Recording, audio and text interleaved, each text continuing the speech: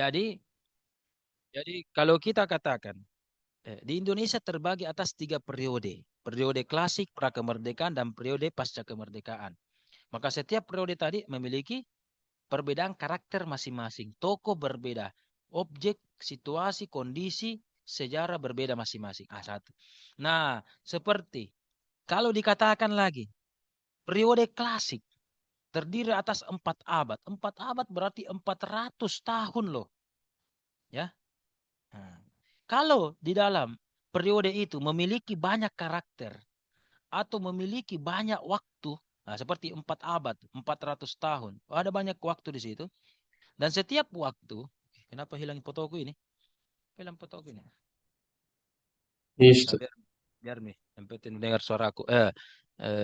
Orang-orang beriman jangan lihat kayak ini. Atau pantulan cahaya biasa. Oh, tergantung pantulan cahaya. Oke. Oke, lanjut. Jadi kalau begitu, kalau dalam periode memiliki lagi banyak karakter-karakter, corak-corak yang berbeda dari satu tahap ke tahapan yang lain, maka itu disebut dengan fase. Nah, disebut dengan fase. Fase sama dengan periode juga, walaupun dia bagian dari periode. Maka fase itu, Apa tadi Ustaz?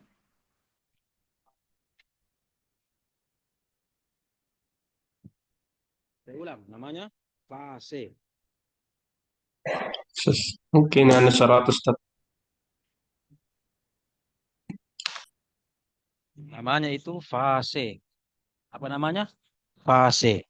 Sudah dengar? Iya, Ustaz. Fase, ya. Nah, fase. Ada juga itu di Zoom. Ada itu juga di Zoom. Apa namanya? Mengaktifkan subtitle. Jadi kalau agak tidak terdengar sebaiki, ada itu biasa mengaktifkan subtitle supaya kalau ada yang kresek-kresek, minimal kita lihat subtitlenya, ya gitu. Nah, itu bagusnya kalau pakai laptop ya. Kalau pakai HP seperti Fikran saya tidak tahu. Nah, oke, kita langsung. Oke. Di dalam periode itu ada lagi namanya tadi fase. Ya. Jadi seperti tadi periode klasik di Indonesia, tafsir Indonesia klasik karena terdiri atas 4 abad. Siapa tahu di situ terdiri juga beberapa fase. Beberapa fase. Ya. Antara satu fase dengan fase yang lain. Nah, memiliki perbedaan, tetapi karena satu periode memiliki juga persamaan. Nah, itu kalau fase. Kalau periode memang dengan antar periode memang beda, ya kan? Identik berbeda. Tetapi kalau antar fase ada persamaannya karena dia dalam satu periode. Sama-sama klasik misalkan. Berarti ada persamaannya. Kalau tidak sama, buat apa satu periode? Dia mungkin periode yang lain. Tapi karena dia fase satu, fase 2, ada fase 3 misalkan, ada perbedaan fase berarti ada perbedaan karakteristik yang lebih khusus. Ah, ya, saya berikan contoh. Saya mau tanya. Yang membahas perkembangan tafsir Indonesia periode klasik itu siapa?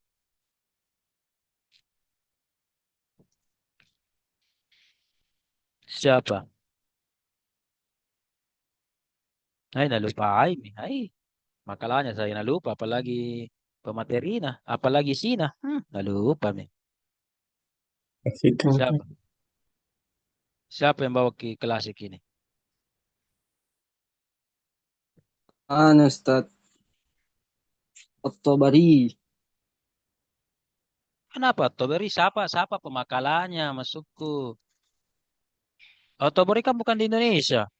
Siapa yang bawa? Oh, Kak Afwas Fikran, Kak. Kak atau Fikran, Kak. Fikram? Ustaz. Fikram. Fikran. Fikram berarti Afwas yang prakemerdekaan. Iya, Ya, Ustaz. oke. Coba saya ingin buktikan. Dibagi 3 periode. Saya mau dengar. Fikran jelaskan bagaimana ciri khas periode tafsir Indonesia klasik.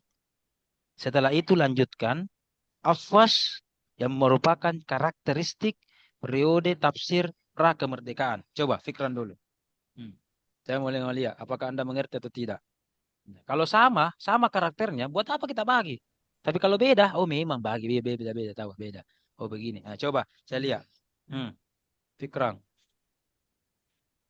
Atau dilupa Kemarin nih? bagi tiga fase. Ada tiga fasenya. Tapi jangan dulu fasenya, Yes, secara Ustaz. umum dulu, secara umum. Ciri periode klasik tafsir Indonesia apa?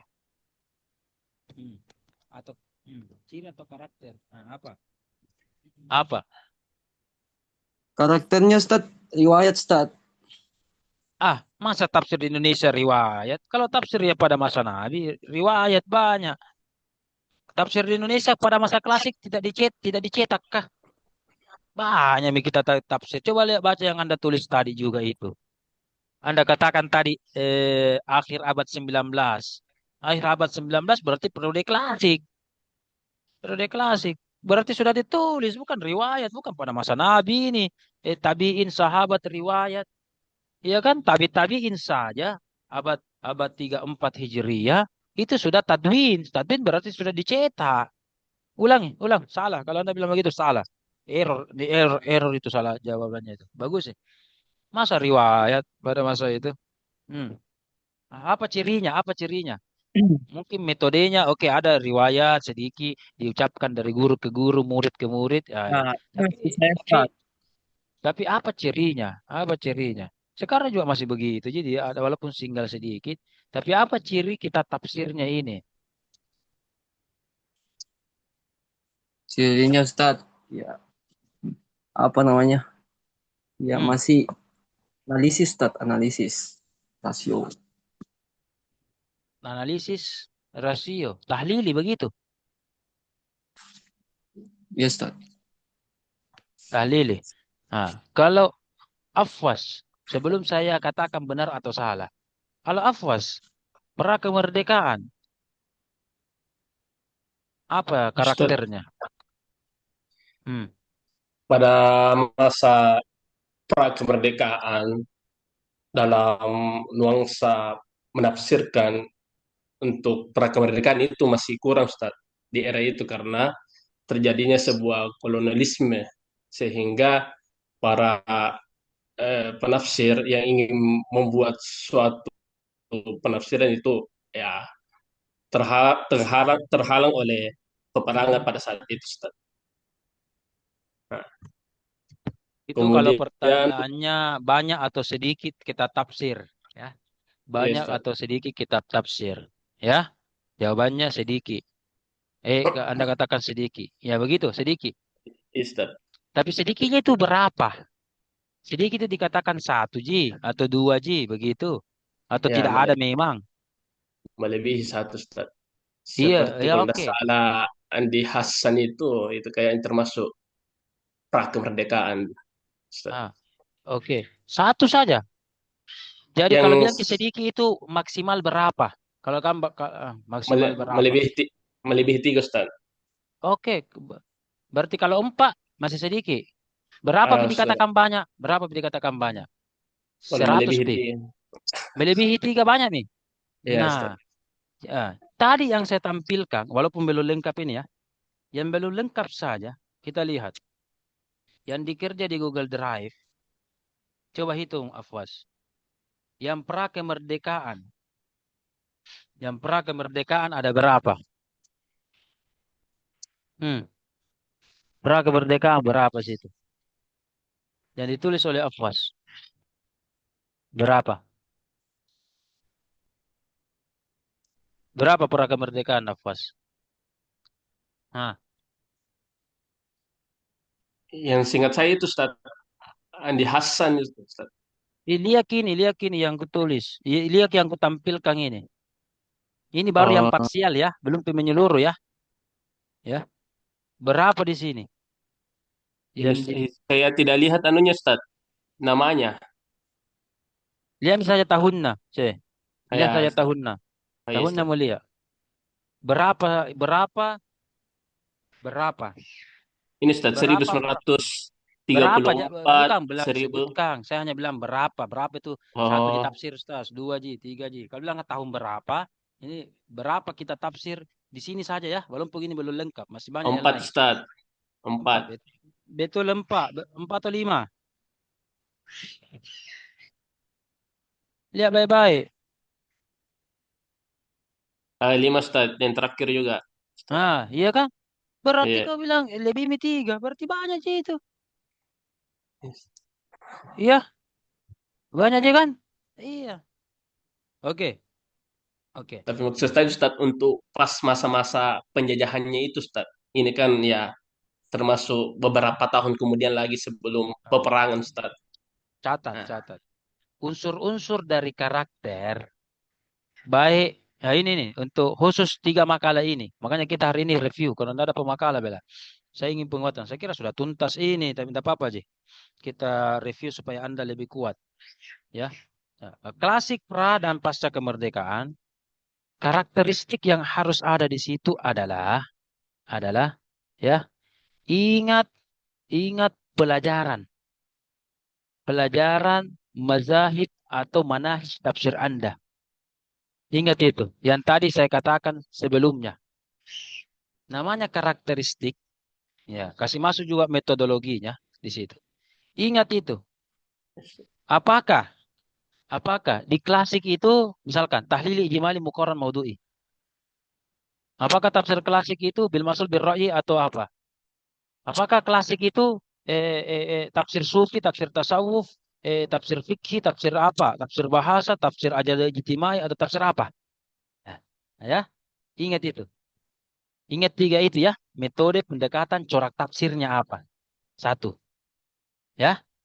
Ingat gitu, ruang lingkup mazahib dan ruang lingkup manahij tafsirnya. Oke? Satu.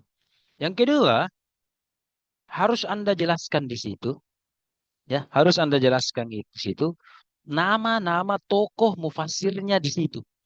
Tentu ada bukti kita tafsirnya. Makanya saya tanya, di situ ada berapa? Kalau saya tanya, di klasik itu ada berapa mufassir? Di prode klasik. Pasti Anda tidak bisa jawab. Makanya saya mau revisi PowerPoint-nya. Anda lengkapi itu. Nah, untuk itu, Anda tebus dengan menulis di Google Drive yang saya sediakan ini. Ya, karena saya sudah prediksi, siapa tahu belum pian ini. Sekiranya Anda benar sekarang, 3 periodisasi ini saya tidak akan tuntut. Saya tidak akan jelaskan. Yang lain lagi saya jelaskan. Tapi karena ternyata satu Google Drive ini berkaitan dengan 3 makalah ini. Klasik, prode pra, dan prode pasca kemerdekaan. Untuk itu, Anda harus tahu berapa mufassir di situ. Dan bukti bahwa dia seorang mufassir, sebagaimana kita ketahui kemarin, ada kita tafsirnya ya. Nah, tahun berapa? Kita tafsirnya apa itu tadi? Menjelaskan satu surah, satu juz, satu Al-Quran, atau apa? Ya kan? Nah, harus jelas di situ. Makanya ditanya di situ. Ada berapa mufassir di situ? Dan ada berapa kita tafsir di situ? Jadi harusnya kita tafsirnya bisa lebih banyak. Karena seorang mufassir boleh menulis lebih daripada satu kita tafsir ya. Ada khusus tafsir juz amma, ya, ada tafsir tafsir apa, ada juga satu Al-Quran utuh, ya kan? Nah, begitu kan? Seperti Wahbah Zuhaili itu ada tafsirnya Al-Wajiz, Al-Kabir, Al-Wasid, sama-sama tafsir. Banyak kan? Ah, ini juga. Jadi Quraish Shihab, Hasbas Siddiqi, Buya Hamka, jangan kira cuma satu karya tafsirnya. Nah, makanya harus harus terjawab situ. Catat baik-baik, ya. Di klasik itu berapa mufassir yang ada? Oke? Tentu teori sebelumnya Anda harus tahu. Mufassir itu cirinya apa ya? Di antaranya ada kitab tafsirnya dan seterusnya. Kemudian ada tidak kitab tafsirnya ada berapa? Kemudian apa-apa yang dia bahas? Nah, begitu. Tahun-tahun berapa? Di mana? Termasuk ini juga di Indonesia menggunakan bahasa apa? Ya kan? Seperti oke, tidak ada sini Nawawi Al-Bantani ya. Marah Labib. Marah Labib itu Arab murni itu. Marah Labib. ya Jadi walaupun teksnya Arab beliau Ustaz. ya Arab murni. Jadi walaupun Tapi beliau orang Indonesia, tapi karena ya ditulis di Mekah, walaupun sebelum merdeka, ya kan? Tetapi orang Indonesianya, istilahnya kalau kita lihat KTP-nya WNI, warga negara Indonesia, tetapi ya tulisan Arab, Arab murni, Arab 100%, tidak ada Indonesianya, ya kan? Dan seterusnya. Jadi di situ mengapa ditulis. ya? Tapi kenapa beliau tidak memakai bahasa Indonesia Ustaz Iya, karena untuk karena di mewakili Mekah. daerahnya gitu? Iya, karena saya tinggal di Mekah. Saya tinggal di Mekah. Haramain ya. Iya, tinggal di Mekah. Kalau tinggal ke di Indonesia berjejaring seperti ya. Quraisy Shihab juga tahu bahasa Arab, ya kan? S1, S2, S3, bahkan keturunan Arab tahu. Keturunan Arab, kenapa tulis Indonesia? Ya kan? Itu, ya begitu. Supaya itu nah tahunya dakwah itu, tafsir itu harus tahu namanya mad'u. Mad'u berarti jamaahnya, muridnya. Kalau murid saya orang Jawa, saya bahasa Jawa. Ya, kalau murid saya orang Arab, saya bahasa Arab. Begitu kan? Nah, kalau murid saya bahasa, saya bahasa itu. Ya kan? Iya, begitu. Oke. Saya ingat itu orang Arab, apakah orang Bangladesh atau Palestina itu, Pakistan itu, jual-jualan, bahkan dia bisa bahasa Indonesia karena pembelinya orang Indonesia. Ya kan? Ingat, jamaah haji itu yang terbesar, jamaah umroh yang terbesar di dunia, yang pertama itu adalah ini orang Indonesia. Orang Indonesia. Ya kan? Makanya. Bahkan saya lihat itu orang Arab pintar menghitung anu loh, bahasa Jawa. Si Ciloro telu papat. Saya kapan sampai papat di kota tahu. Dia sampai 10 tahu. Ya kan? Nah, itu karena ada kepentingan itu. Bahasa itu ada kepentingan itu supaya dimengerti, jalannya lancar dan seterusnya. Begini. Jadi begini, ya. Oke. Kemudian saya mau Anda batasi tafsir yang Anda masuk. Kalau kita bisa jalan tafsir Al-Quran di Indonesia, di awal ini harus Anda tahu bahwa yang kita ceritakan tafsir ini ada dua. Tafsir verbal dengan tafsir tertulis. Oke? Tafsir verbal dengan tafsir tertulis. Jadi tafsir verbal adalah tafsir yang pertama. Nabi kan tidak menulis tafsir. Ya kan? Tapi tafsirnya Nabi Muhammad adalah tafsir verbal. Ini tafsir yang paling pertama. Paling klasik verbal. Ya kan? Halaqah, ceramah, itu. Kemudian sudah masuk masa tadwin, diubah dalam bentuk penulisan. Oke? Penulisan. Sekarang juga ada verbal. Misalkan di YouTube, di TikTok. Ya. Ada penceramah-penceramah di TikTok, di YouTube, di Instagram. Mungkin dia hebat kalau cerita. Hebat kalau ceramah. Apakah lucu-lucu atau apa dan seterusnya. Tapi mana kita tafsirnya? Tidak ada kan? Tidak ada. Berarti ada orang, berarti itu juga tafsir. Karena ruang lingkup tafsir adalah, objeknya adalah Al-Quran. Ketika hanya dilisankan, itu namanya tafsir verbal. Bisa juga tafsir media, media sosial. Ya kan? Oke. Kemudian ada juga tertulis. Tertulis berarti bisa, kalau Anda bisa dalam bentuk tafsir, dalam bentuk disertasi, tafsir dalam bentuk jurnal, makalah, tafsir dalam bentuk memang seperti Aturas atau kitab-kitab seperti tafsir Al-Misbah, tafsir dalam bentuk ensiklopedia, ya kan? Tafsir dalam bentuk web, web juga itu tertulis, dan seterusnya. Atau bahkan sekarang ada perpaduan, yaitu dalam bentuk visual, audio visual, tafsirnya. Ada bisa dalam bentuk video, film, ya kan? Atau gambar-gambar diedit menjadi video, narasi. Ada juga dalam bentuk kartun. Itu kan banyak kan berkembang kan. Itu tafsir-tafsir sekarang itu pra kemerdekaan yang modern itu, begitu-begitu sekarang tafsirnya. Dulu kan di klasik tidak ada begitu-begitu. Ya, ini yang saya mau. Ya, jadi Anda apakah tafsir verbal, tafsir klasik, tafsir verbal, tafsir tulis, ya, yang mana mendominasi dan rata-rata setiap periode itu, dua-duanya ini ada. Seperti Quraisy Shihab, ada tafsir tulisnya, tapi di Metro TV ada juga tafsir verbalnya. Iya kan? Dua-dua. Ada tafsir Ustaz. begitu. Ada tafsir begitu. Ada juga Ya. dari tafsir verbal dituliskan. Sya'rawi itu tidak menulis kita tafsir. Tapi direkam, direkam, direkam, ditulis, ditulis, ditulis menjadi kita tafsir. Ya, berarti dari tulis ke lisan. Bisa begitu, bisa juga dua-duanya. Bisa juga dua-duanya. Ada juga apa? Ya, ada juga biasa salah satunya saja, ya. Begitu. Jadi Anda harus eh, bisa menentukan. Cuma kalau tafsir-tafsir klasik di Arab, walaupun dia tadwin sudah dibukukan, sudah dicetak itu kitab-kitab, ada tradisi Arab yang sampai saat ini orang Indonesia baru sedikit yang mengamalkan, yaitu namanya ijazah, ijazah atau syahada. Seperti dulu Guru Tak Muhammad Nur di akhir-akhir abad 20 dan di awal-awal abad 21 itu, ya, berkata, banyak orang yang bicara tentang Imam Al-Bukhari, tapi tidak dapat ijazah menjelaskan Imam Bukhari, bukunya Al-Bukhari. Ya, banyak orang menjelaskan tafsir Jalalain, tapi tidak dapat ijazah bahwa dia diizinkan, ada sanadnya, ada silsilahnya, dia sebagai pengajar apa? Jalalain. Ya kan? Jalalain. Oke? Nah, apa bedanya? Bedanya yang pertama, barakatnya beda.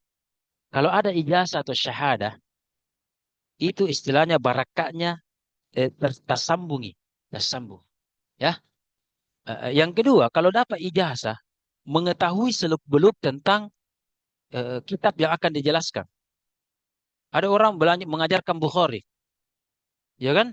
Baru belajar sedikit baca kitab, mengajar Bukhari, misalkan. Oke, karena kebutuhan tidak daripada tidak ada yang lain, oke. Tapi ada juga dengan hebatnya berfatwa dan seterusnya, ya kan? Diganding guru tak Muhammad Nur Al-Allamah, ini gelarnya ini beliau Al-Allamah, ya Alimul Allamah.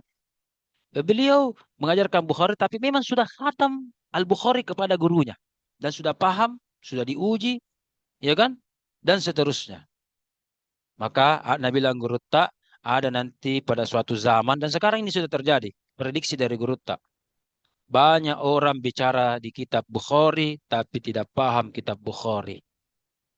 Ya, kenapa? Itu tadi tidak belum khatam dan atau belum ada ijazahnya. Nah, oke? Oke. Apa contohnya? Saya berikan contoh. Beberapa tahun terakhir itu kalau bulan Rajab, nah ini sudah dekat ini bulan Rajab. Ada saya lihat dua kubu media sosial yang berkelahi dari aspek chat-chat, ya, chat-chat atau status. Golongan pertama bilang, ayo kita puasa Rajab. Fadilahnya ini. Banyak fadilahnya. Ya kan? Satu. Kelompok kedua, kebalikannya. Ah, tidak ada itu hadis sahih. Tidak ada itu hadis sahih. Tidak ada itu di Bukhari, di Muslim. Yang bicara tentang puasa Rajab. Tidak ada itu. Dua kubu. Ada yang terlalu melebih-lebihkan, ada mengatakan bid'ah itu. Ada puasa Rajab, puasa apa dan seterusnya. Ya kan? Nah, oke? Yang mengatakan itu bid'ah. Dia tidak paham ya seluk-beluk bahasa hadis, terutama bahasa Al-Bukhari. Memang kalau Anda menggunakan aplikasi Maktabah Syamilah, Anda tulis itu Rajab atau Saumu Rajab atau Siamu Rajab, memang tidak ada.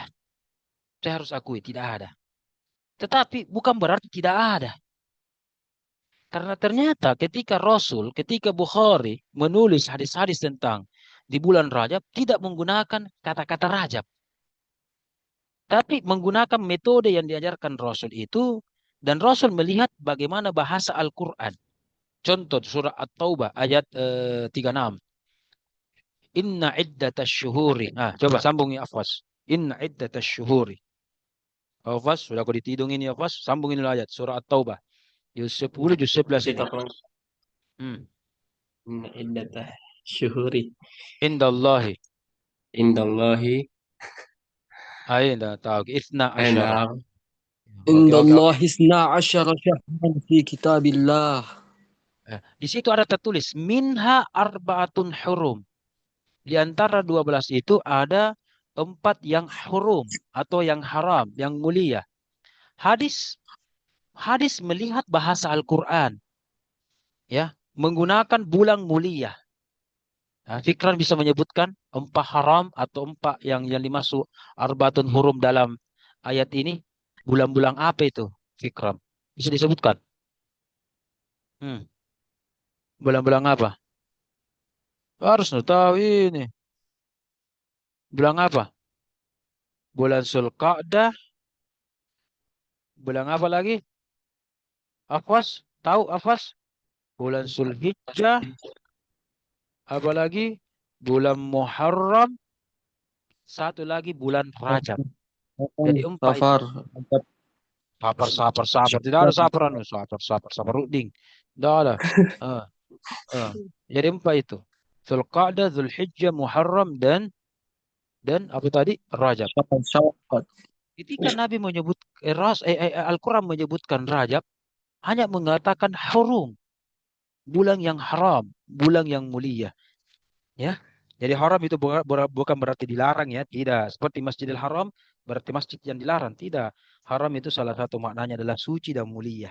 Tanah haram, tanah suci, ya kan? Oke, kita lanjut. Inilah 4 bulan suci, 4 bulan mulia. Di antaranya tadi apa? Bulan Rajab. Makanya Al-Quran menggunakan ketika menyebut Rajab dengan gelarnya. Kalau kita bilang Pak Dengang, ada puangnya, ya kan? Oh, makanya Nabi mencontohi. Nah, dan dikutip di Bukhari, tidak ada kata-kata puasa Rajab. Tapi dalam Bukhari ada tertulis bahasa siapa yang puasa di Syahrullahil Muharram. Bulan-bulan yang Allah Muharram, yang Allah muliakan. Ada 4 itu. Nah, itu adalah salah satu bulan yang paling banyak puasanya Nabi. Paling banyak pahalanya, paling apa. Itu ada banyak riwayat tentang itu. Nah, hadis mengatakan Muharram, Syahrullahil Muharram atau Syahrullahil Hurum. Al-Hurum, yang mulia. Jadi tidak ada Rajab. Tetapi ketika dikatakan 4 bulan mulia, sudah termasuk bulan sudah termasuk bulan Rajab. Jadi setengah mati Anda cari bulan Rajab. Syaumur Rajab tidak ada memang. Yang ada di dalam Bukhari, Muslim dan kitab-kitab yang lain itu yaitu puasa di bulan-bulan haram. Bulan-bulan haram termasuk juga di dalamnya Muharram, Rajab, Zulqa'dah, Zulhijjah. Ya, nah, ada orang baru belajar hadis sedikit, baru belajar bahasa Arab sedikit. Dan dia katakan tidak ada itu. Hadis tentang itu, bid'ah, hadis palsu itu. Sudah kan khatamkan Bukhari. Kita kembali tadi guru Utama Manur.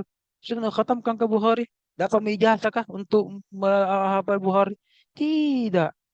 Ya kan? Ah, begitu. Jadi ada saya kembali tradisi itu di pada masa klasik itu di awal-awal tadwin itu ada periode walaupun tadwin tapi keberkahan dari riwayat silsilah sanad itu dibuktikan dalam bentuk ijazah.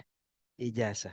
Kalau sebelumnya sami itu ya akhbarana ya haddatsana itu kan namanya liqo'nya bagaimana liqo'nya.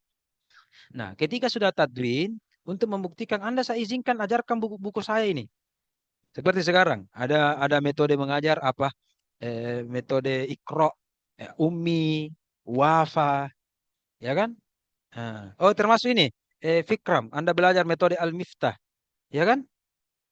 Nah, oke. Jangan setengah-setengah Fikram. Atau jangan dulu. Sudah berapa pertemuan Mika Fikram? Tapi sudah berapa? Sudah 19, Ustaz. Berapa? 20 berapa? Baru mau 20, Ustaz. Mau 20 sampai 24 kemarin. Kalau 24 masih mau lanjut silahkan. Kalau mau berhenti juga silahkan. Tetapi bagus kalau kasih Lanjut, selesai. Ustaz. Iya bagus. Sampai khatam. Bahkan ada Insyaallah lanjut. ujiannya itu. Ada ujiannya. Langsung yang uji itu guru dari Sidogiri. Pemilik dari metode Al-Miftah. Dan ada sertifikatnya dari beliau. Dan bisa ujian online. Berarti kalau Anda lulus, tapi belajar dulu. Anda lulus ijazah ini, sertifikat ini, barakahnya itu ya. Jadi selain resmi, tapi berkahnya Anda didoakan sama pemilik pesantren Sidogiri itu bahwa dia resmi khatam pelajaran saya. Bahkan ada 2 itu sertifikat kalau Anda mau. Ada namanya sertifikat belajar dan ada namanya sertifikat mengajar. Selain belajar berarti sudah tahu ilmunya, mengajar berarti sudah tahu bisa mengajarkan. Seperti Syahrul Anam kan ada sertifikat mengajarnya memang. Ya, selain sudah khatam juga alumni situ juga mengajar. Nah, ini yang saya masuk. Ini saya masuk. Nah, tradisi itu ada sertifikatnya, sertifikat bahasa Indonesianya itu sertifikat, bahasa anunya syahada ijazah. Sama nanti Anda S3, ada kan ijazahnya? Apa buktinya bahwa doktor? Ya kan? Ada ijazahnya. Mana ijazahnya? Tahu. S2. Apa buktinya Anda S2? Ini ada kanun saya. Iya kan? Ah, itu juga.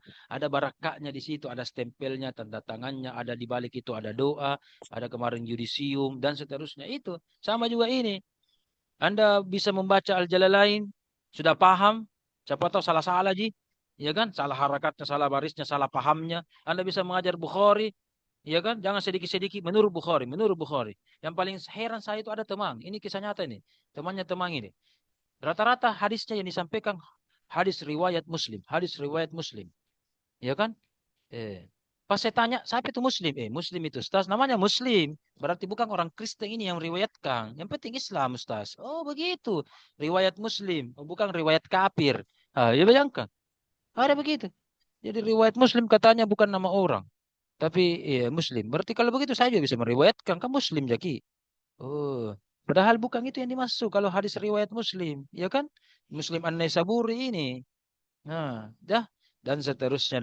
Jadi saya mau nanti Anda dalam periodisasi klasik, pra dan pasca kemerdekaan ingat tadi bagaimana metode tafsirnya, pendekatan tafsirnya, corak tafsirnya. Dan memang dulu rata-rata tafsir itu dulu ya banyak tafsir-tafsir tasawuf seperti Abdurrahman Singkil, Hamzah Fansuri dan Iya. seterusnya. Anu Itu memang rezimnya. tafsirnya nuansa-nuansa tasawuf, nuansa-nuansa Yes. tasawuf, ya. Dan memang Islam itu dibawa oleh orang-orang tasawuf. Saya mau tanya, Afwas, sebelum Islam datang di Indonesia, agama apa di Nusantara atau agama apa di Indonesia? Hmm, agama apa di Indonesia? Agama apa sebelum Islam datang? Agama apa? Sama Yunani, Ustaz. Yunani, Kris- Yunani apa Yunani? Kristen. Yunani jauhnya itu. Kristen belakangan datang. Agama Hindu Buddha Ustaz. Hindu-Buddha. Ini udah. Hindu-Buddha namanya. Makanya ada kerajaan Majapahit, Sriwijaya. Ya kan? Nah, itu Hindu Buddha. Hindu-Buddha namanya. Ya. Dan sebelum Hindu-Buddha, Indonesia, Nusantara, agama apa? Agama penyembah yang klasik itu. Yang animisme. Animisme, kemudian datang Hindu-Buddha, datang Islam. Kenapa Islam berkembang? Karena melihat Hindu-Buddha itu, agama Hindu-Buddha adalah agama setelah Islam yang saya lihat yang banyak nuansa spiritualnya. Ya, yang banyak kesamaan spiritual dari Hindu-Buddha. Coba lihat, Ton Sancong, pelenya Kerasakti, suka bawa tasbih. Ya kan? Pergi bertasbih. Ya kan? Nah, itu. Dan spiritual belum lagi kemarin ini di tembok Cina ada seorang nabi yang didapatkan di tembok Cina. Anda tahu beritanya? Nabi siapa itu yang didapat di tembok Cina? Nabi siapa? Manuel Ustaz. Nabi Zulkifli.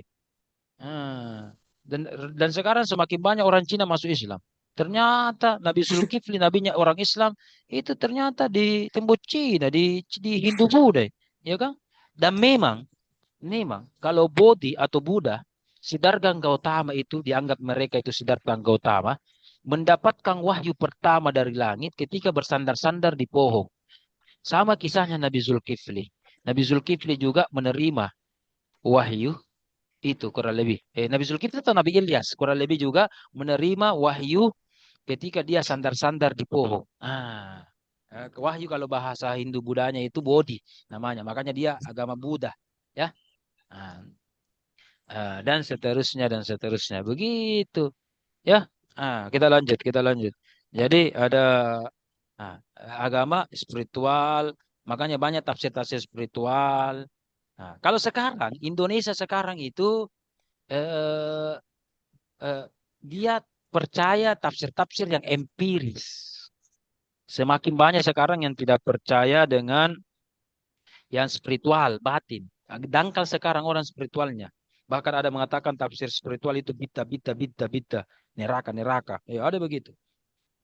Ya, kelompok di seberang. Oke, kita lanjut.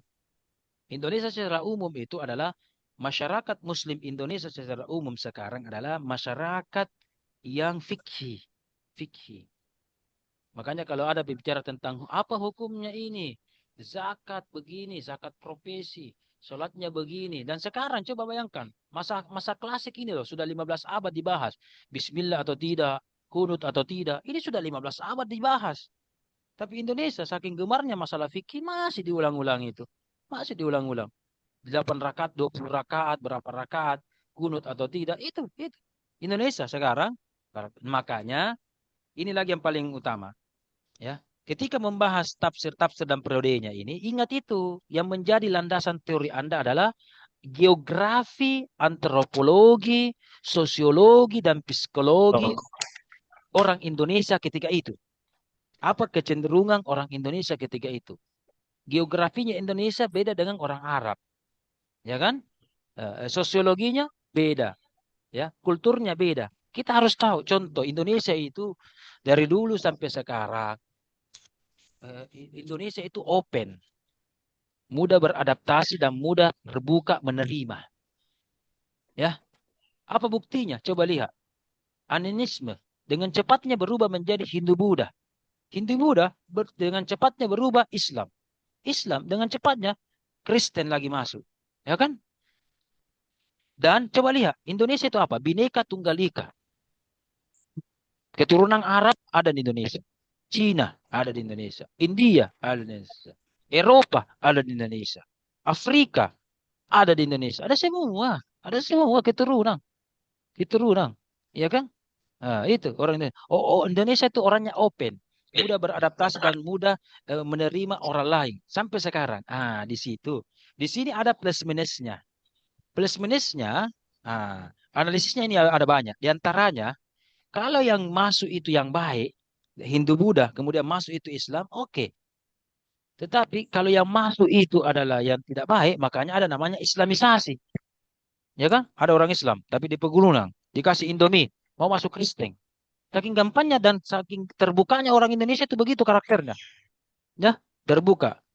Ya, mudah beradaptasi dan dia menerima dan berbaik sangka kepada orang. Itu orang Indonesia secara umum. Ya, tidak terlalu curiga. Open open. Humble, supel, sehingga banyak diterima dan disuka. Lari ke sini, lari ke sini, lari ke sini. Makanya kenapa orang-orang Arab menetap di sini, orang India menetap di sini nyaman, nyaman di sini. Belum lagi sumber dayanya banyak, apa banyak, itu nyaman. Makanya tafsir-tafsir yang ada di klasik pra dan pasca kemerdekaan itu melihat geografi, antropologi, sosiologi, psikologi dari karakter masa ketika itu. Ya, saya berikan contoh. Misalkan kemarin sebelum Indonesia dulu, Syafi'i, Imam Syafi'i, ya, Imam Syafi'i beda penafsirannya dengan Imam Malik. Padahal Imam Syafi'i, ya, dengan Imam Malik murid. Tapi penafsiran beliau itu beda. Ya, ya. Jadi tafsirnya Syafi'i dengan Maliki beda, mazhabnya dua beda. Saya berikan contoh. Ayat yang berbicara tentang aula mastumun nisa, ya. Hal-hal yang membatalkan wudu di antaranya adalah itu tahu, aula mastumun nisa, ya, menyentuh lamasah dengan an-nisa, perempuan. Tentu bukan perempuan yang bukan mahram, ya, bukan muhrim. Bagaimana perbedaan kedua imam ini? Imam ini mengetahui hadisnya, ayatnya. Al-Quran hafal. Apalagi Muwatta ada kitab hadisnya. Imam Syafi'i juga ada kitab hadisnya. Ya, hafal Al-Quran, hafal hadis. Tapi kenapa berbeda? Mereka mempertimbangkan geografi, antropologi, dan keadaan masyarakatnya. Itulah baiknya ulama kita. Sampai sekarang, ulama itu cinta terhadap dan melihat kondisinya. Ya, seperti ini. Kalau pikiran salah tadi anunya, makalahnya. Kalau saya tidak melihat kondisi, sudah deh, yang maki bikin makalah deh. Minggu depan berhenti maki. Nah, begitu kan? Ulama-ulama tafsir secara umum itu begitu, begitu. Dan saya melihat ke Anda beruntung ini jurusan tafsir.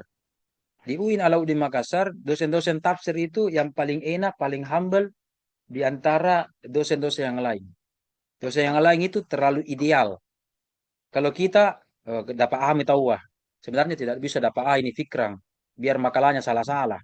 Misalkan tuh, tapi saya kasih A itu ada terselip doa. Siapa tahu saya kasih A, besok-besok pintar nih fikram. Saya kasih A, mudah dapat kerjaan supaya bagus KPK-nya. Itu yang tafsir itu begitu. Doa-doanya, ya kan? Kalau yang lain ideal, tidak. Dia banyak tugasnya, banyak alpanya, banyak terlambatnya, banyak apanya. Tidak salah makalahnya, salah. Tidak boleh dapat A. paling tinggi B+. Ada begitu. Ada begitu. Bimbingan juga begitu. Iya, tidak bisa ini dapat A ini, tidak bisa cepat ini selesai. Kalau kita tinggi kasihannya itu anak-anak tafsir, dosen-dosen tafsir. Tapi Anda juga harus mengerti, nanti diperbaiki. Ujian dulu, tapi nanti diperbaiki. Ini kalau ujian baru Anda perbaiki juga. Mau pi ijazah, mau minta butuhkan ijazahnya baru minta tanda tangan. Nah buru-buru ki. Ini tuh. Oke, kita lanjut. Imam Malik, Imam Syafi'i. Imam Malik itu karena tinggalnya di Hijaz, Mekah, Madinah. Coba lihat Mekah, Madinah. Ya, tidak ada sungai di situ. Sumber air sedikit, kata orang. Sumber air sedikit. Hujan juga jarang. Maka apa pilihan Imam Malik? Jangan banyak-banyak wudhu ya. Jangan banyak-banyak wudhu. Makanya Imam Malik mengatakan batal wudhunya nanti. Aulamatus nisa yang dimaksud itu adalah nanti berhubungan badan suami istri atau perzinahan. Itu baru batal. Batal. Kalau di pasar kena sedikit kulit tidak sengaja, misalkan kita ini belanja di minimarket, di Alfa Indomaret, di warung, kita biasa dikembalikan, ya kan? Bersentuhan kulit yang bukan mahram, beda jenis kelamin, ya kan? Misalkan di Madinah juga banyak pasar-pasar. Kalau Imam Malik mengatakan tidak sengaja berbelanja apa, tidak batal itu. Senggol-senggolan tidak batal Imam Malik. Karena konklusinya bagaimana? Karena sedikit air di sini. Jangan sedikit-sedikit berwudu. Makanya dia batasi. Ya. Kalau Imam Syafi'i tinggalnya di mana? Baghdad. Baghdad itu ada dua sungai terbesar. Baghdad itu namanya ada sungai Efrat dan sungai Tigris. Ya, di Baghdad itu. Afwas keluar ki. Jangankan tidak fokus keluar mentongi. Oke, kita lanjut. Satu orang saja aku ajar. Biar satu orang saya ajar, Ji. Eh, apa tadi itu? Yes. Nah, Imam Malik, Imam Sungai Syafi'i. Efrat. Kenapa? Sungai Efrat Ustaz Iya, sama Efrat dan Tigris. Imam Syafi'i tinggal di situ. Ya, bahkan ketika pindah ke Baghdad, Baghdad juga memiliki satu sungai, tapi sungai yang terpanjang di dunia, Sungai Nil. Maka apa fatwanya Imam Syafi'i? Sedikit-sedikit, sengaja tidak sengaja, bahkan suami istri batal. Sedikit-sedikit, sedikit batal. Kenapa? Oh, Imam Syafi'i tahu sosiologinya, geografinya, antropologinya, daerahnya banyak airnya, banyak airnya. Jadi kalau banyak airnya, kalau sering-sering berwudu tidak masalah. Kalau tadi di Madinah bagaimana? Di Mekah bagaimana? Ya kan? Sedikit air. Maka Imam Syafi'i fatwanya sedikit-sedikit begini batal, sedikit-sedikit batal. Sengaja tidak sengaja, nafsu atau tidak nafsu, batal, batal, batal, batal. Begitu, batal-batal. Makanya di Indonesia dulu ini yang dipakai. Seperti di Makassar, ada Sungai Tallo, Sungai Jenek Berang. Belum lagi juga di Majene, ya kan, daerah laut. Ya, ada juga daerah gunungnya, banyak sungai di situ, belum lagi ada sumur-sumur dan seterusnya, banyak air. Jangankan saking banyaknya air ini Fikram, ya. Di jalanan saja kalau Indonesia banyak air, banjir. Saking banyaknya air orang Indonesia, ya kan? Maka kenapa kita pakai Maliki? Maliki kan memang penduduknya sedikit air. Kita Syafi'i sedikit-sedikit batal, ya kan? Lebih bagus lagi kalau berwudu, banyak lagi pahala tak. Bersuci lagi, berarti selalu kita lagi bersuci, ya kan, menjaga lagi secara spiritual dan secara fisik. Masya Allah. Begitu, itu yang saya katakan tadi, bahwa tafsir-tafsir ini yang ada itu mempertimbangkan kondisi antropologi, sosiologi yang ada di masyarakat, ya. Begitu. Ada yang ingin bertanya, apalagi Afwas tidak ada ini. Bertanya, kalau tidak ada bertanya kututup ki. Masa saya menjadi pemakalah? Biar mah. pernah, Yang penting pernah ku lama dengar masa ini pertanyaan. Kenapa? Kenapa? pernah ku dengar di YouTube tuh Ustaz Kenapa? tentang Aish? ini Aish. Kenapa? tentang yang tadi nih Ustaz Imam Di mana lu Malik dengar? dengan Imam Syafi'i di YouTube tuh Ustaz Di YouTube. ceramah Ramadan. Oh, adakah? Oh, alhamdulillah kalau lu dengar gitu. Bagus. Bagus. Bagus sekali. Dengar-dengar itu. Kalau bermanfaat, ambil itu. Ah, Pak iya kan? Ustaz. Iya Ustaz. Dan banyak contoh-contohnya ulama-ulama kita. Ya. Dan eh, Jangankan sama-sama Indonesia, tafsir-tafsir dan penyebaran agamanya. Ya, kultur tafsir di Jawa, kultur dakwah di Jawa dan kultur dakwah di Sulawesi itu beda. Di Indonesia secara umum, yang dulu masih banyak kerajaan, oke, mengikuti pola di Jawa. Tapi khusus di Sulawesi Selatan itu beda. Ya, apa bedanya? Apa bedanya? Kalau ini masih merekam kah? Ya, iya masih merekam. Oke. Kalau di Jawa secara umum pendakwanya ceramah, kemudian kalau diterima kerajaan, oke, kalau tidak tidak begitu. Tapi kalau di Makassar, alhamdulillah, mulai dari di Tallok, kerajaan Tallok namanya Sultan Abdullah, kemudian kerajaan Goa namanya Sultan Alauddin, inilah nama kampus kita Sultan Alauddin. Caranya dia adalah eh, eh, eh, yang mendakwakan Islam di sini, kita dengar tiga dato ya, dato di Tiro, dato Fatimang, ya, dato Sulaiman, itu tiga dato. Dia langsung berdakwah kepada rajanya. Ketika berdakwah kepada rajanya, rajanya terima, maka semua sekutu-sekutu dari kerajaan yang lain itu ikut untuk menerima Islam. Makanya Islam di Sulawesi itu cepat. Seperti Raja Goa, Raja Tallo sudah Islam, Muslim. Ya, Sultan Abdullah dengan Sultan Alauddin. Oke? Maka dia suruh. Bone Islam juga. Raja apa lagi? Kerajaan Sopeng masuk Islam ke semua. Rajanya masuk Islam, pejabatnya masuk Islam, dan masyarakatnya harus Muslim semua. Begitu. Jadi Islam kita ini dari atas. Biasanya kalau di Jawa atau di Indonesia secara umum, Islamnya dari bawah. Islamnya dari bawah. Kemudian berdakwah. Kalau kita coba lihat seperti Nabi Muhammad, ya kan? Berdakwah dari bawah. Kalau Islam di Indonesia, alhamdulillah, di Makassar, Sulawesi Selatan secara umum, begitu. Makassar, Sulawesi Selatan, kerajaannya diterima, kemudian dia sebar ke mewajibkan tetangga atau sahabat masuk juga Muslim. Karena ini yang baik, yang baik, yang baik, yang baik. Nah, termasuk dulu di kerajaan Mandar, ada namanya di Mandar Fikram Syekh Kamal Abdurrahim Kamaluddin. Pernah dengar itu, Fikram? Tidak pernah. Pernah Ustaz. Apa beding?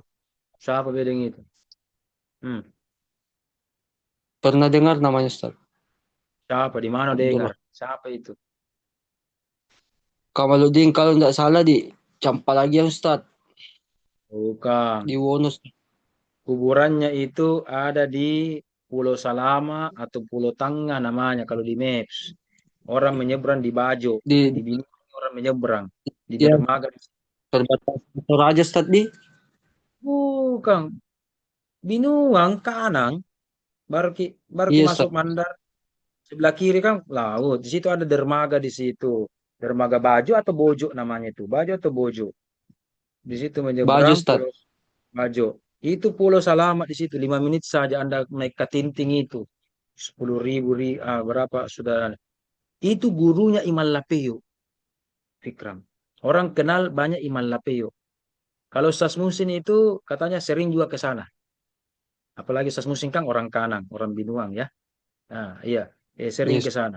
Mandar di situ. Dan itu Syekh Abdurrahim Kamaluddin adalah cucunya Nabi Muhammad SAW. Kalau kita bilang sekarang Habib lah, ya. Ya, suatu ketika berada di kerajaan Mandar, berdakwah di sana, sang raja menolak dakwah beliau. Ya, dan raja menolak kerajaan beliau. Kemudian singkat cerita, raja memiliki 2 anak. Dia tes kini Syekh Abdurrahim Kamaluddin. Saya mau uji ilmu Anda. Kan biasa orang begitu, uji-uji ilmu ya. Sama juga Imam Lapeo itu. Sebelum di Syekh Junaidil Kamri ya, Muhammad Tahir itu, sebelum diangkat menjadi Imam Lapeo, kan ada ujiannya juga itu. Anda tahu bagaimana ceritanya? Belum tahu? Cari sendiri. Belum tahu Ustaz.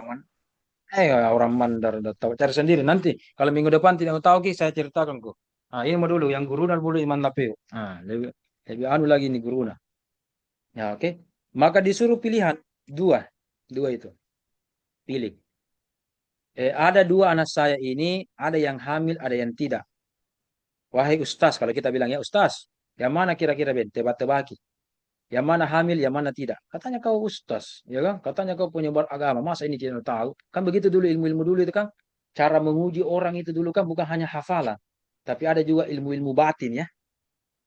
Syekh Abdurrahim Kamaluddin yang dia tunjuk adalah adik.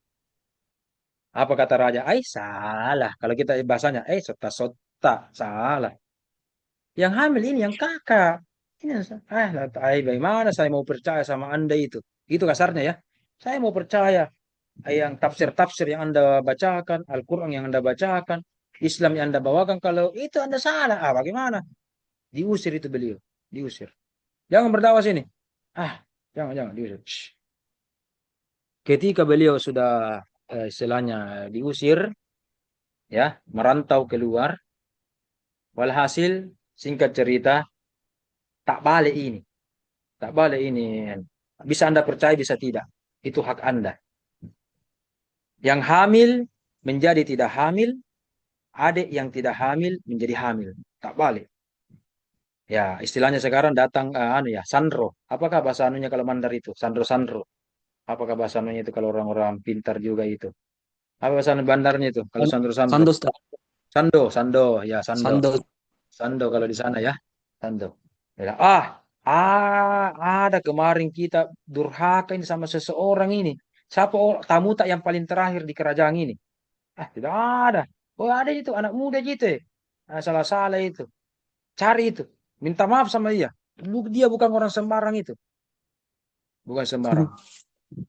Alhasil disuruh cari. Kalau kita istilahnya jenderal perang, jenderalnya, panglimanya. Cari gitu loh Ya, pas dicari karena dia jauh menempuh naik kuda ya. Sampai sekarang kan banyak kuda ya. Sayang ya. Banyak sayang ya kuda ya di Mandar ya. Berapa perjalanan 3 hari kurang lebih. Apa kata Syekh Abdurrahim? Ya, pulang maki. Ya, duluan maki dulu. Saya selesaikan dulu. Ternyata sang panglima perang sampai di kerajaan kaget. Ada apa ini? Kenapa ada pesta-pesta pernikahan? Ya, siapa menikah? Ada putri raja yang menikah. Dari mana, Ki? Di perjalanan ini berapa hari? Sejak kemarin ini pernikahan ini. Terlambat, Ki. Syekh Abdurrahim Kamaluddin luar biasa.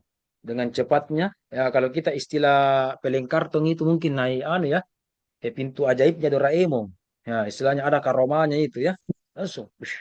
Nah, saat itu walhasil kembali nih, diobati kembali.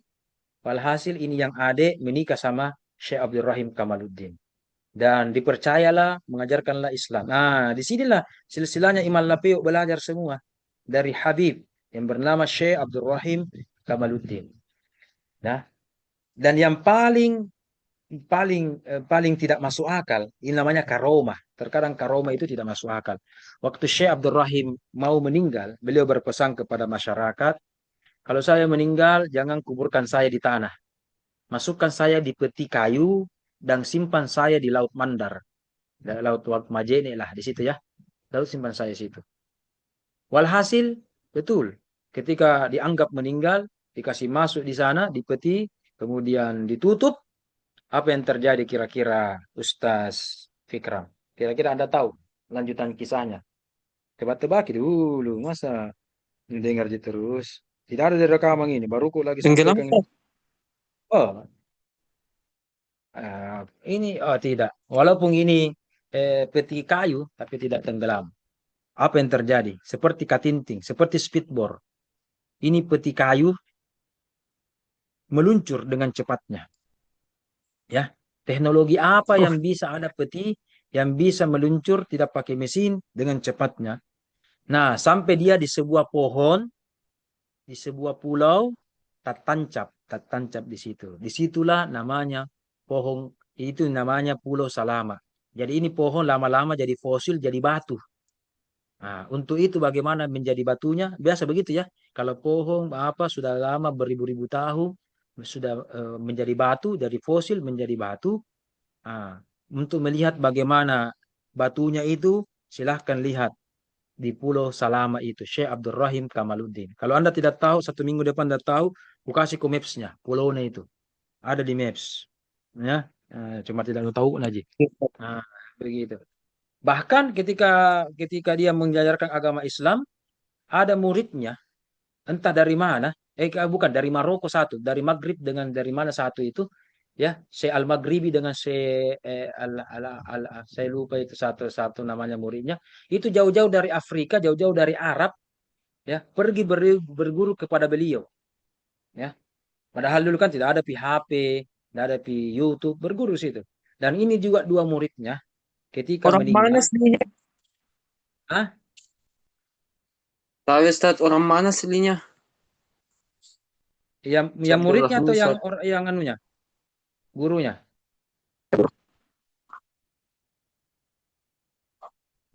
yang murid atau yang Halo? guru, yang murid atau yang guru. Yang guru Ustaz. Yang Iya, guru namanya Ustaz.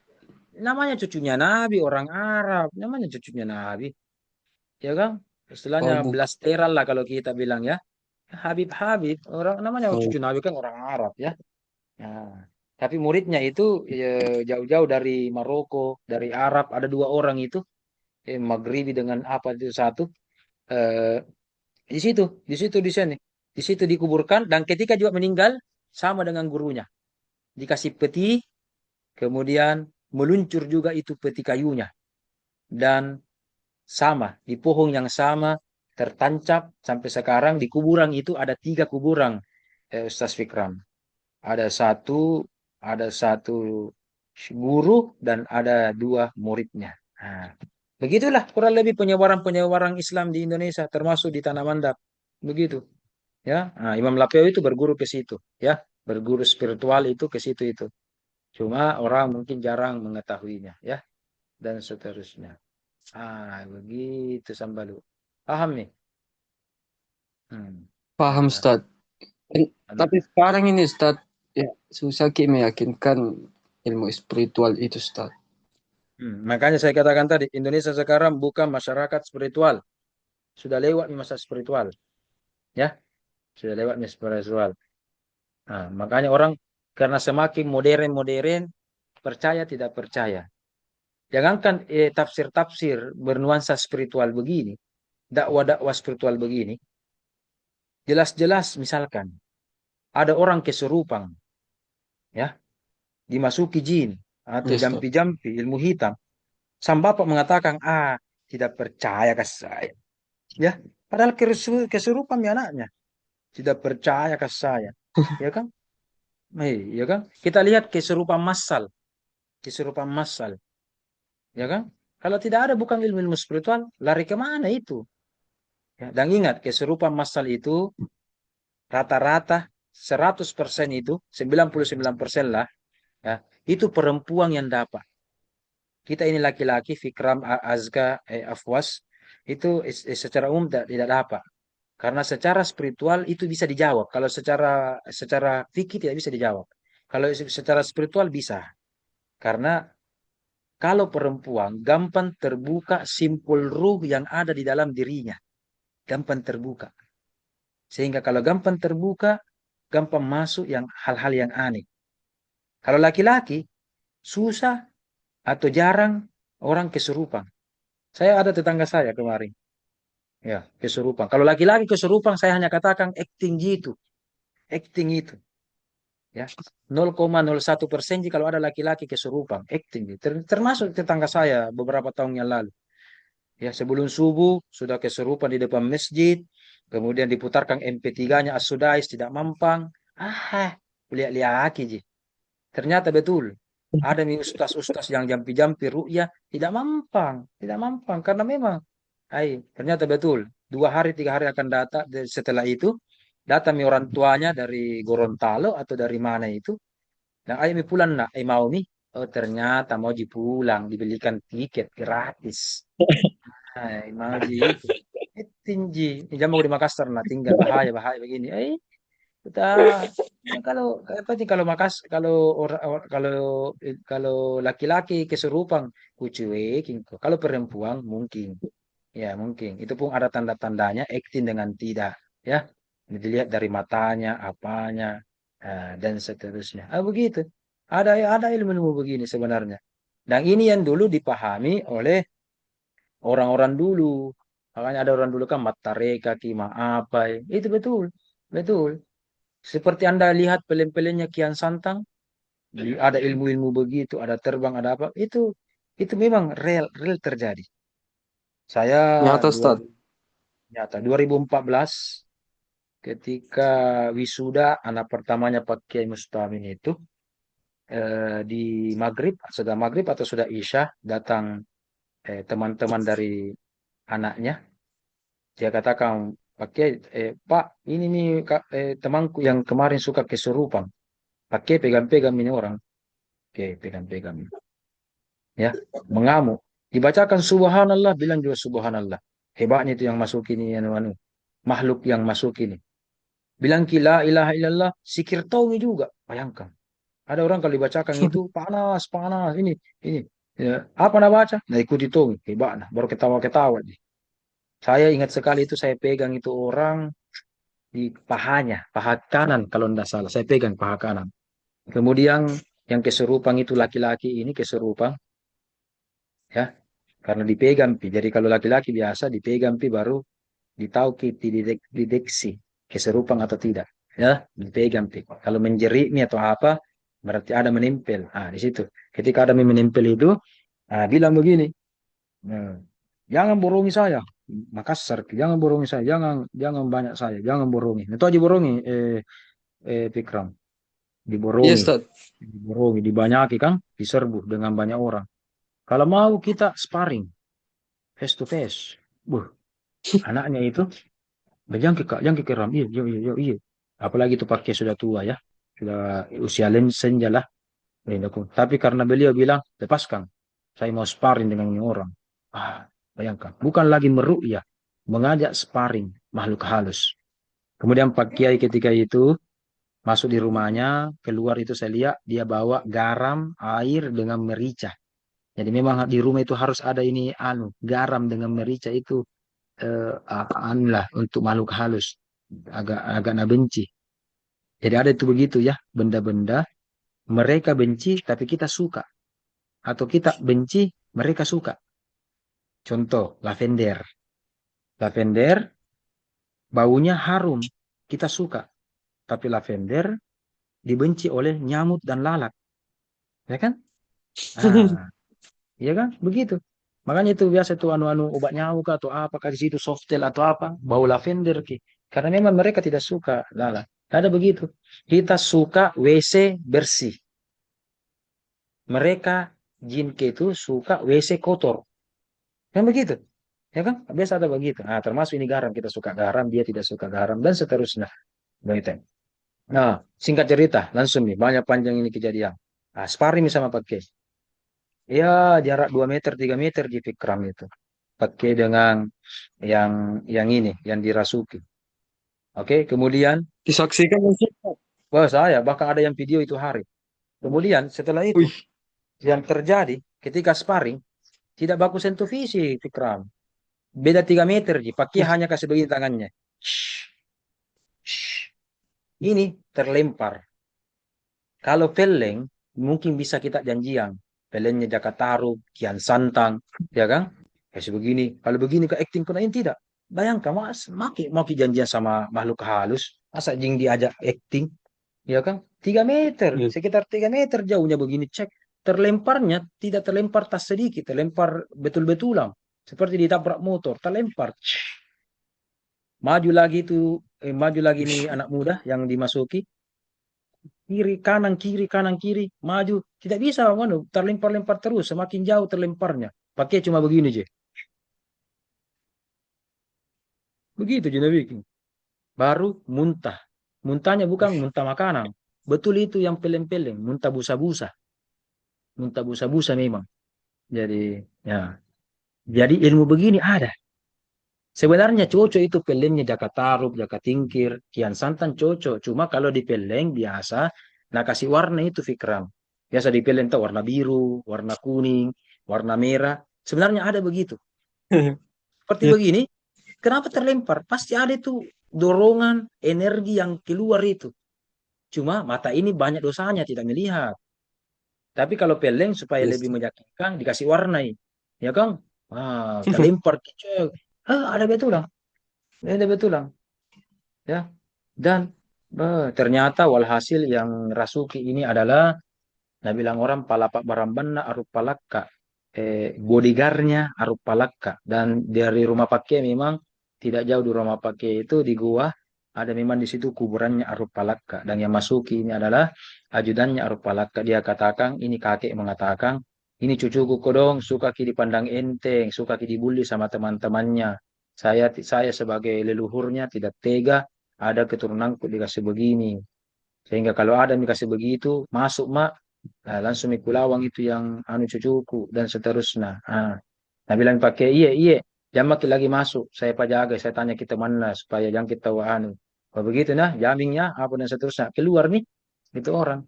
Tidak pernah lagi datang-datang, ya dan seterusnya. Ada ilmu begini. Cuma kita biasa percaya tidak Ush. percaya ilmu begini. Ya, tafsir spiritual juga begitu, olah batin juga itu begitu, ya. Ah, makanya di awal-awal Islam, ketika orang Indonesia Hindu Buddha, anisme masih banyak dulu orang Indonesia Nusantara ilmu-ilmu begininya. Yang datang juga ternyata pendekar, yang ahli-ahli spiritual, ya kan? Makanya takluk mereka, ya kan? Kalau tidak ada ilmu-ilmu spiritual batinnya begini, para pengamal dan para pengajar tafsir, para pengajar Islam dulu di awal-awal, tadi kita periode klasik sampai sekarang, ya, ya, ya, oke. Mana mungkin dulu orang Indonesia, orang masyarakat Indonesia percaya sama ini ulama-ulama ini, Abdurrahman Singkil, Hamzah Fasuri, ini ulama-ulama besar ini dan banyak karomah-karomah beliau. Cuma ada yang ditulis, ada yang tidak ditulis. Jadi kenapa orang tidak percaya, tidak percaya? Apa buktinya Islam itu benar? Lebih saya ini ada tarekaku, ada anuku. Baku anu ini, ya kan, baku istilahnya baku uji-uji nih, si uji-uji nih. Sama dulu Islam datang di Mekah, diuji kan?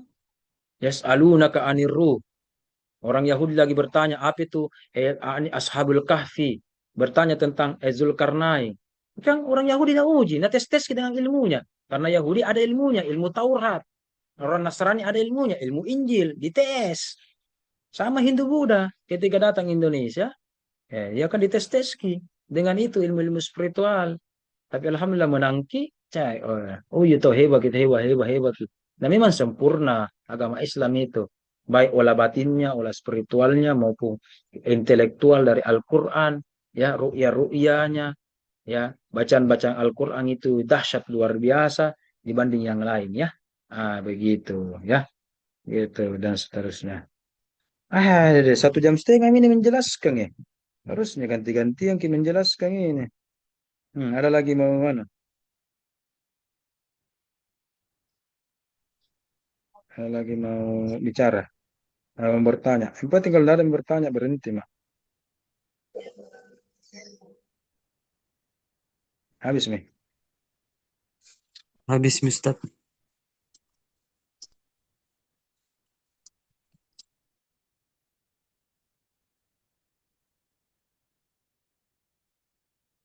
Oke, terima kasih dari saya. Mohon maaf kalau ada kekurangan. Belajar baik-baik. Jadi kalau begitu minggu depan langsung 2 PowerPoint, baik Fikram maupun Afwas ya. Dengar ya Afwas ya. Maupun Anda di perjalanan dan seterusnya. Iya, kalau perlu nanti atur waktunya supaya stay saja. Fikram tidak pakai laptop ya? Tidak ada laptopnya atau kenapa? Tidak baik kalau pakai laptop. Tadi pakai laptop Ustaz. Eh, pas tahu bahwa salah balik makalah aku Ustaz jadi. Tidak jadi. Oh ya biar tidak apa-apa. Oke, Alhamdulillah Oke. alamin. Terima kasih. Kita bertemu karena Allah dan kita juga berpisah Allah. Beruntunlah bagi para pelajar Al-Quran karena belajar Al-Quran itu bukan hanya belajar Al-Quran ketika kuliah. Tapi kita para pelajar dan pencinta Al-Quran itu belajar Al-Quran sampai innalillahi wa inna ilaihi rajiun. Dan nanti ketika bahkan kita meninggal, Al-Quran nanti menjadi pembela kita, menjadi keluarga kita, sahabat kita yang menemani di alam sana. Salam Al-Quran. Terima Amin. kasih. Assalamualaikum warahmatullahi wabarakatuh. Waalaikumsalam warahmatullahi wabarakatuh. Terima kasih Oke, Ustaz. sama-sama.